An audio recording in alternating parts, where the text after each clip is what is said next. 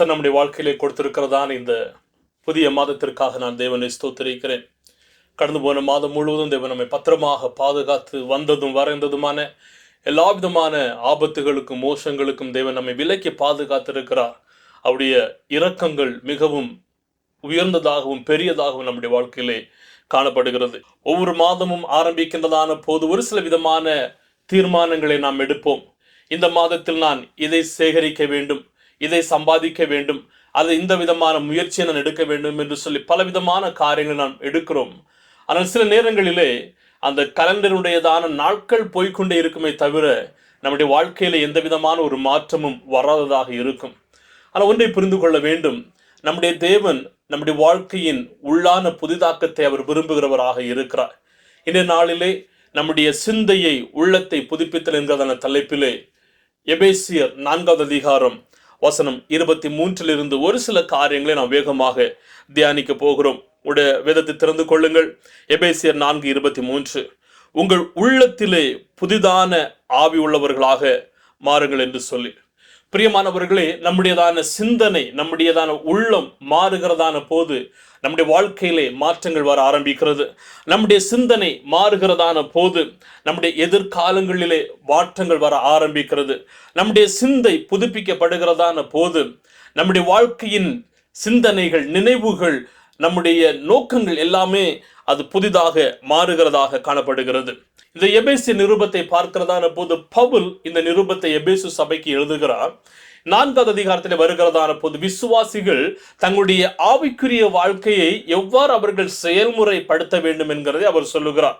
வசனம் 1 சொல்லுகிறார், நீங்கள் அழைக்கப்பட்ட அழைப்புக்கு பாத்திரவான்களாக நடந்து கொள்ள வேண்டும். அதாவது நீங்கள் ஆவியில் ஒற்றுமை உள்ளவர்களாகி தேவனை பிரியப்படுத்துகிற விதமாக, தேவனுக்கு ஏற்ற விதமாக, நீங்கள் அன்பிலும் ஐக்கியத்திலும் வளர்கிறவர்களுமாக, உங்களுடைய ஆவிக்குரிய வாழ்க்கையிலே ஒரு முதிர்ச்சி அடைகிறவர்களாக நீங்கள் காணப்பட வேண்டும் என்று சொல்லி பவுல் இந்த அதிகாரத்தை அவர் ஆரம்பிக்கிறார்.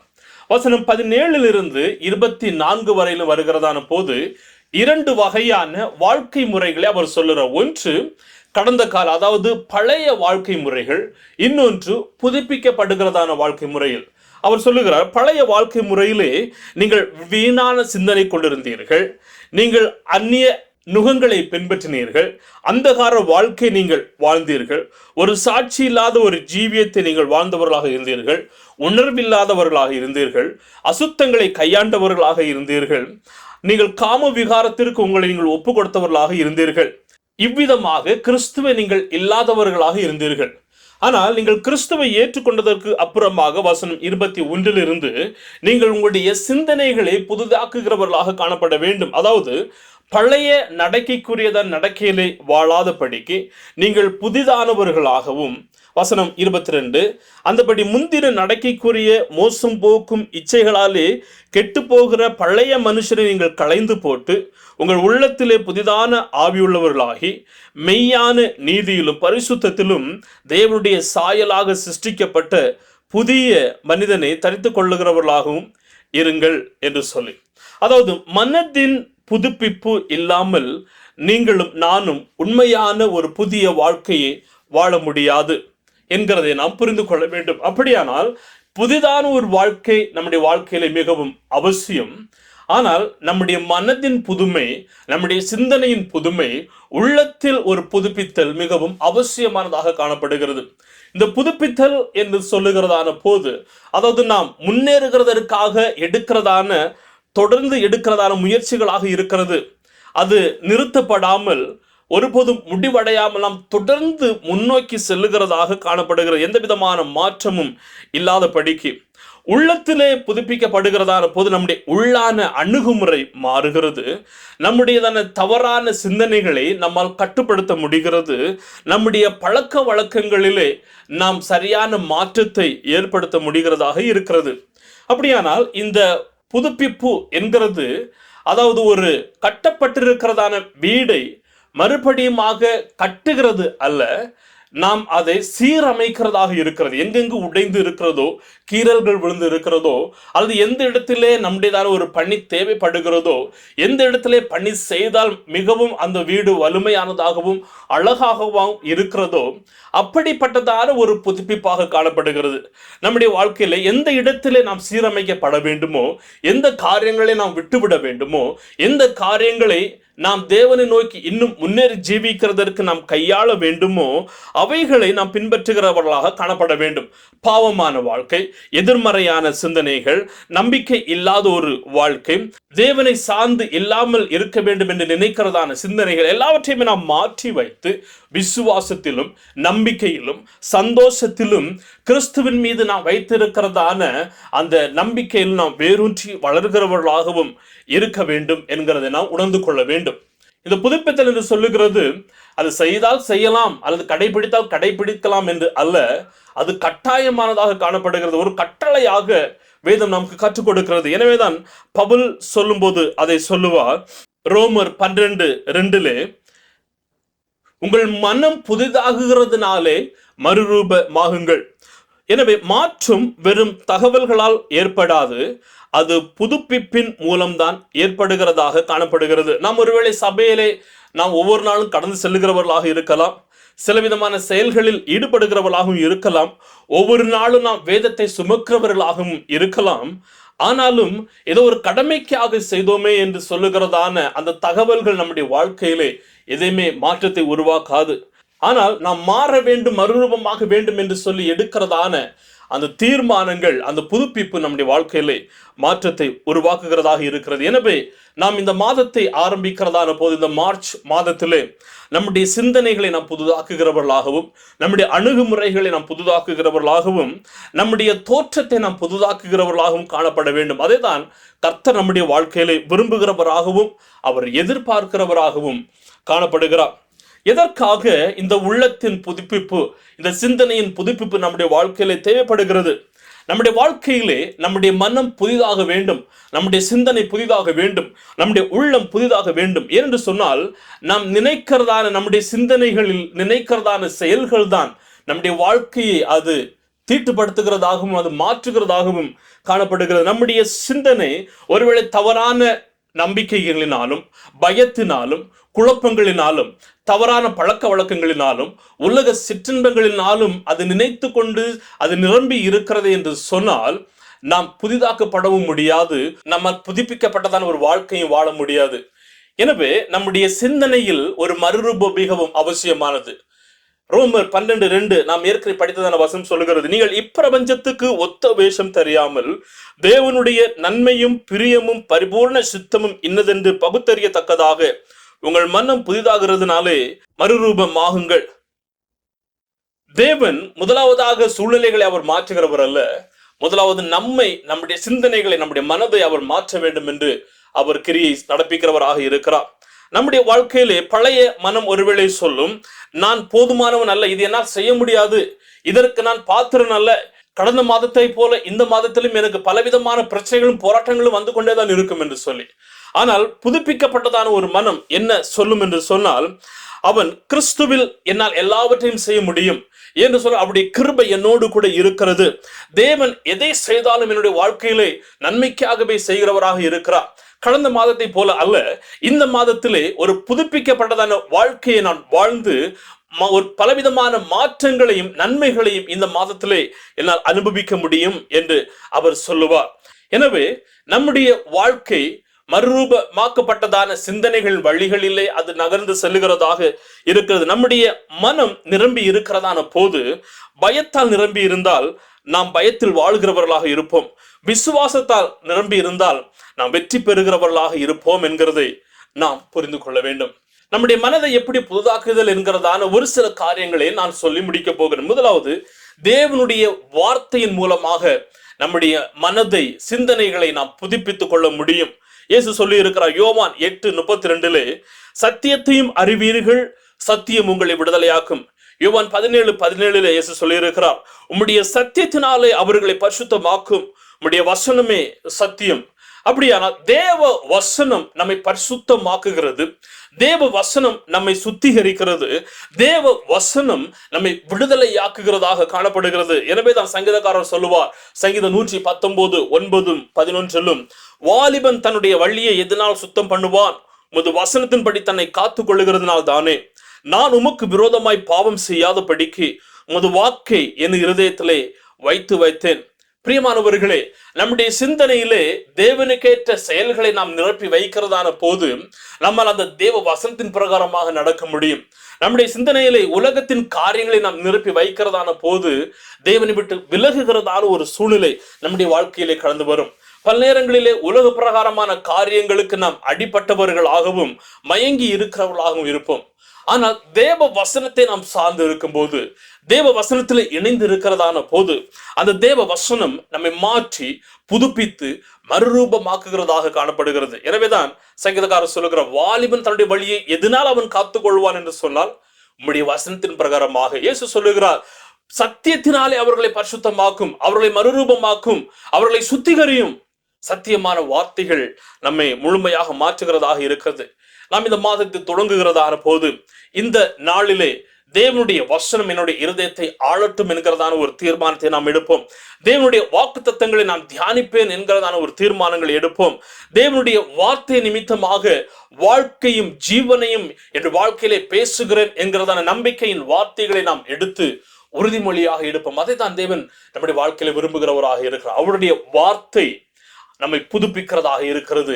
தேவ வார்த்தை நம்முடைய மனதை மாற்றுகிறதாகவும் புதுப்பிக்கிறதாகவும் காணப்படுகிறது. இரண்டாவதாக, பரிசுத்த ஆவியானவர் மூலமாக நம்முடைய மனதை நாம் புதுப்பித்துக் கொள்ள முடியும். தீத்து 3:5 சொல்லுகிறது, நாம் செய்த நீதியின் கிரியைகளின் நிமித்தம் அவர் நம்மை ரட்சியாமல் தமது இரக்கத்தின்படியே மறுஜென்மம் முழுக்கினாலும் பரிசுத்த ஆவியினுடைய புதிதாக்குகளினாலும் நம்மை ரட்சித்தவராக இருக்கிறார். பரிசுத்த ஆவியின் புதிதாக்குதல் நம்மை ரட்சிக்கிறதாக இருக்கிறது, நம்மை மறுரூபப்படுத்துகிறதாக இருக்கிறது. 2 கொரிந்தியர் 3:18, நாம் எல்லாரும் திறந்த முகமாய் கர்த்தருடைய மகிமையை கண்ணாடியிலே காண்கிறது போல கண்டு ஆவியாய் இருக்கிற கர்த்தரால் அந்த சாயலாகத்தானே மகிமையின் மேல் மகிமை அடைந்து மறுரூபமாக்கப்படுகிறவர்களாக இருக்கிறோம். எனவே புதுப்பிப்பு என்பது மனித முயற்சியால் மட்டும் நடைபெறுவது அல்ல, பரிசுத்த ஆவி நமக்குள் செயல்படுகிறதான ஒரு விதமாக இருக்கிறது. ஆண்டவரே, என்னுடைய மனதை புதிதாக்கும் ஆண்டவரே என்று நாம் அவரிடத்திலே சொல்லுகிறதான போது நம்முடைய சிந்தனைகளை அவர் சரி செய்கிறவராக இருக்கிறார்.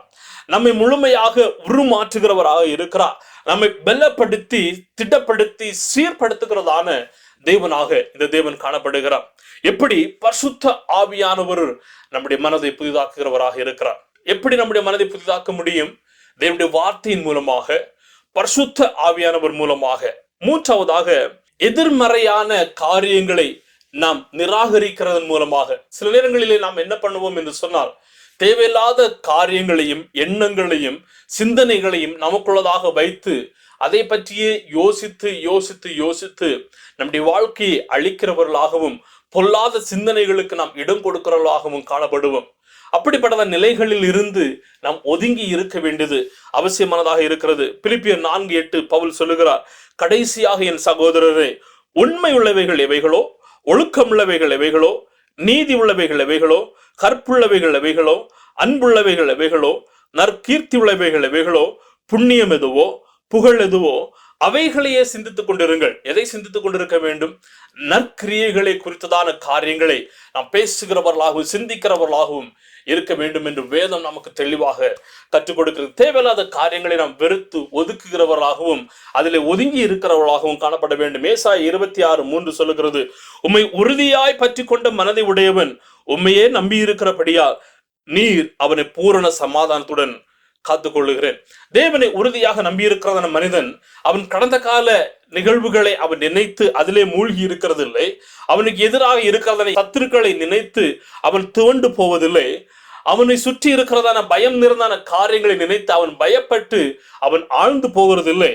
மாறாக தேவனுடைய வார்த்தையின் மீது தன்னுடைய இருதயத்தை அவன் பதித்து பரிசுத்த ஆவியானவர் மீது சார்ந்திருந்து எதிரான காரியங்களுக்கும் சிந்தனைகளுக்கும் அவன் விலகி இருந்து கர்த்தரை மாத்திரமே சார்ந்து அவரிடம் ஒரு புதுப்பிப்பின் அனுபவத்தை அவன் பெற்றுக்கொள்ளுகிறவனாக காணப்படுகிறான். எனவே நம்முடைய வாழ்க்கையில எப்படி இந்த மனதை புதிதாக்கி கொள்ளுகிறது? தேவனுடைய வசனத்தை நாம் சார்ந்திருக்க வேண்டும். பரிசுத்த ஆவியானவரை சார்ந்திருக்க வேண்டும். தவறான காரியங்களை ஒதுக்கி வைத்துவிட்டு நீதி உள்ளதான நற்கீர்த்தி உள்ளதான செயல்களை சிந்திக்கிறவர்களாகவும் பேசுகிறவர்களாகவும் காணப்பட வேண்டும். நாம் அப்படி புதிதாக்கப்படுகிறதான போது நம்முடைய வாழ்க்கை நடக்கிறதான நன்மைகள் என்ன? நம்முடைய மனம் புதிதாகுகிறதான போது என்னென்ன விதமான நன்மைகள் நடக்கிறது? நம்முடைய மனதிலே சமாதானம் கடந்து வருகிறது, புதுமை கடந்து வருகிறது, விசுவாசம் அதிகரிக்கிறது, நம்முடைய வாழ்க்கையிலே மாற்றங்கள் கடந்து வருகிறதாக காணப்படுகிறது. எனவே இந்த 3வது மாதத்தின் முதல் நாளிலே நாம் ஆரம்பிக்கிறதான போது ஒரு தீர்மானத்தை எடுப்போம். ஆண்டவரே, உம்முடைய விசுவாசம் என்னை ஆளுகை செய்யட்டும். எதிரான காரியங்கள் அல்ல, நீர் நினைத்திருக்கிறதான நீதியின் காரியங்களும் வார்த்தைகளும் எனக்குள்ளதாக இருந்து கடந்து வரட்டும் என்கிறதான ஒரு தீர்மானத்தை நாம் இன்றைக்கு எடுக்க வேண்டும். ஒருவேளை கடந்த மாதங்களிலே பலவிதமான சோதனைகள் கடந்து வந்திருக்கலாம். 2026வது வருடத்தை ஆரம்பிக்கும் போது மிகவும் சந்தோஷமாகவும் எதிர்பார்ப்பாகவும் நாம் ஆரம்பித்திருப்போம். ஆனா அநேக விதமான காரியங்கள் நம்முடைய எதிர்பார்ப்பையும் மிஞ்சி அதற்கு மாறாக நடைபெற்றுக் கொண்டிருக்கும். ஆனால் இந்த நாளிலே ஒரு தீர்மானம் எடுக்கலாம். ஆண்டவரே, கடந்த காலத்தை உம்முடைய சமூகத்தில் நான் ஒப்பு தருகிறேன். அதற்குள்ளதாக நான் பிரவேசிக்க விரும்பவில்லை. நீர் எனக்காக வைத்திருக்கிறதான எதிர்காலத்தை எதிர்கொள்ளுகிறதற்கும் வாழுகிறதற்கும் உம்முடைய கிருபையை கொடுப்பீராக என்று நாம் அவரிடத்துல கேட்கிறதான போது நம்முடைய மனதையும் சிந்தனைகளையும் அவர் புதிதாக்குகிறதான தேவனாக காணப்படுகிற எல்லா விதமான தேவையில்லாத காரியங்களை நாம் ஒதுக்கி வைப்போம். தேவனுடைய வார்த்தையின் மீது நம்பிக்கை வைத்து அவரையே சார்ந்திருந்து அவருடைய வாக்கு தத்தங்களை நம்முடைய வாழ்க்கையிலே எடுத்துக்கொள்ளுகிறவர்களாக காணப்படுவோம். அதற்குதான் தேவன் நம்மை அழைத்திருக்கிறவராகவும் காணப்படுகிறார். 2 வகையான ஜனங்கள் ஒரு புதிய மாதத்திற்குள்ளதாக பிரவேசிக்க முடியும். ஒரு வகையான ஜனங்கள் அவர்கள் பிரச்சனைகளை பார்க்கிறவர்களாக இருப்பார்கள். இன்னொரு வகையான ஜனங்கள் அந்த பிரச்சனைகளிலிருந்து வெளியே வந்து சாதாரணமான ஒரு வாழ்க்கையை வாழுகிறதிலே அவர்கள் அதை யோசித்தும் பார்த்து கொண்டிருக்கிறவர்களாக இருப்பார்கள். இன்றைக்கு நீங்கள் எந்த வகையை சார்ந்தவர்களாக இருக்கிறீர்கள்? பிரச்சனைகளை பார்த்து மூழ்கி இருக்கிறவர்களாக இருக்கிறீர்களா, அல்ல அதை மாற்றுகிறதற்கு போதுமான தேவனை சார்ந்து இருக்கிறவர்களாக இருக்கிறீர்கள்? அந்த தேவனை நாம் சார்ந்து இருக்கிறவர்களாக காணப்பட வேண்டும். எனவே எல்லா விதமான பழைய சிந்தனைகளையும் பழைய கசப்புகளையும் பழைய பயங்களையும் பழைய விதமான பொல்லாப்புகளையும் பொல்லாங்குகளையும் நாம் விலக்கி வைத்துவிட்டு ஒரு புதுமையின் அனுபவத்தை நாம் தேவனிடத்திலிருந்து பெற்றுக்கொள்ள வேண்டும். புதிதான மனதையும் புதிதான தோற்றங்களையும் புதிதான ஆரம்பங்களையும் தேவனிடத்திலிருந்து பெற்றுக்கொள்வோம். கர்த்தர் தாமே நாம் ஒவ்வொருவருக்கும் அதற்கான கிருபைகளையும் அதற்கான அருளையும் புரிவாராக. இந்த மாதம் உங்கள் ஒவ்வொருடைய வாழ்க்கையிலும் நம்பிக்கையும் ஆசீர்வாதத்தையும் ஒரு புதிதாக்குதலின் அனுபவத்தையும் கொண்டு வருவதாக. கர்த்தர் தாமே உங்களோடு இருந்து உங்களை ஆசீர்வதிப்பாராக. இந்த மாதத்தில் திருமண நாட்கள் பிறந்த நாட்கள் கொண்டாடுகிறதான யாராவது நீங்கள் இருக்கிறீர்கள் என்று சொன்னால் இருக்கிற இடங்கள் உங்களுடைய கரங்களை பரலோகத்தினராக உயர்த்தி காண்பிக்கிறீர்களா? உங்களுக்காக ஜெபிக்க விரும்புகிறேன். நம்முடைய கரங்களை மூடுவோமா? அதோடு கூட சேர்ந்து வியாதியோடு பலவீனத்தோடு இருக்கிறது உங்களுக்காகவும் ஜெபிக்க விரும்புகிறேன். உங்களுடைய கரங்களை பரலோகத்தினராக உயர்த்தி காண்பிக்கிறீர்களா? கர்த்தர் உங்களை பார்க்கிறவராக இருக்கிறார். ஹல்லேலூயா. நல்ல ஆண்டவரே, ஸ்தோத்திரிக்கிறோம், துதிக்கிறோம்.